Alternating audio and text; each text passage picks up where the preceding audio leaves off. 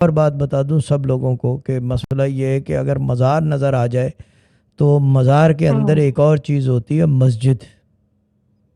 लेकिन सब हम्म। लोग जो है वो बात एक ही करते हैं, जी मज़ार नज़र आ गया बहुत बड़ी बात है। अबे भाई, मस्जिद नज़र आए उससे हम्म। ज़्यादा बड़ी बात नहीं हो सकती। वो तो अल्लाह का घर है, या तो आपको यकीन ही नहीं है कि वो अल्लाह का घर है।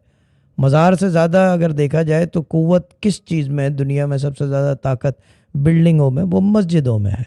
मज़ारों में साहिब मज़ार की कुव्वत है, लेकिन मस्जिद में, क्योंकि घर किसका है, चैट में लिखना फटाफट, इनोसेंट डेवल, अल्लाह का घर है। तो कुव्वत किसकी होगी, जिसके घर, अब ये मेरा घर है, मर्जी किसकी चलेगी, मेरी। इसका मतलब ताकत भी मेरी होगी, स्ट्रेंथ भी मेरी होगी। तो इसका मतलब मस्जिद में ताकत अल्लाह की होगी। तो कुव्वत किस में ज़्यादा है, मस्जिद में या मज़ार में?